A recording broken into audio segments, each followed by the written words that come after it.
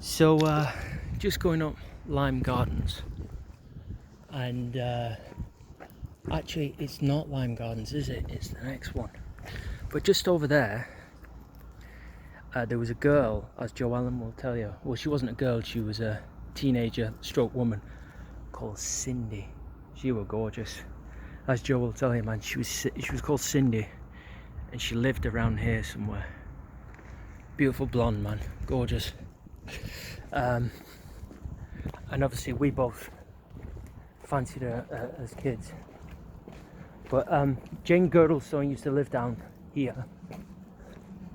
Actually, I think it is Lime Gardens where Jonathan Fisher used to live. Yeah, so it was around Johnson Grove where Jane Girdlestone used to live.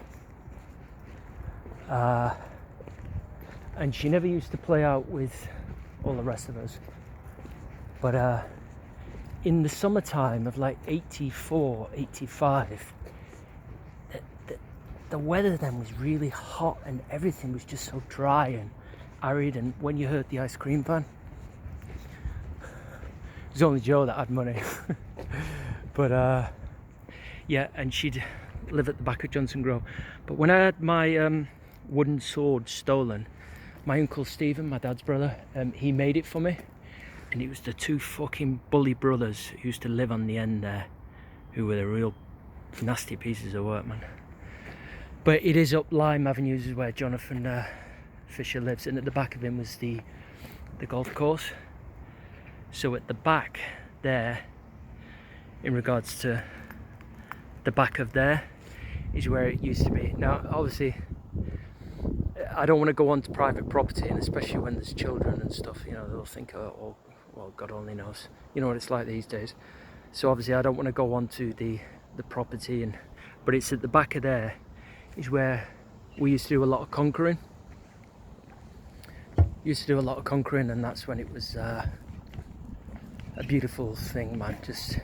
Just that scene with the in There Will Be Blood, when he's walking through with his kid into that woodland, and you can kind of see the sunlight coming through and the wind blowing around.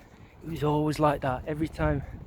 Joe and David Gunnell and all the rest of it, they wouldn't kind of sort of like venture up there a lot, but I used to kind of found the back of there really fascinating, because it used to go down in like that is, and it's like a verge where everything was like really wild and natural, man. But it always made conquering a little bit harder. But because a lot of people conquered as kids, they wouldn't go out back there, and I'd obviously hunt the trees down and wait for them to go past their spiky stage.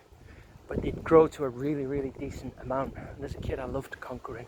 That's all I did, man. It's like get metal poles, real harder sticks, short, stumpy ones, and really practice as a kid in getting the conquers off the top, man. But just hearing the thud naturally when you haven't, when you couldn't reach the conquers, but because it'd be windy, you'd hear that thud and you'd be like looking around. Where's it? So just remembering listening to the thud of when the conkers used to drop naturally as a kid, it was quite a beautiful thing. It's the kind of things that you really appreciate, man. You really do.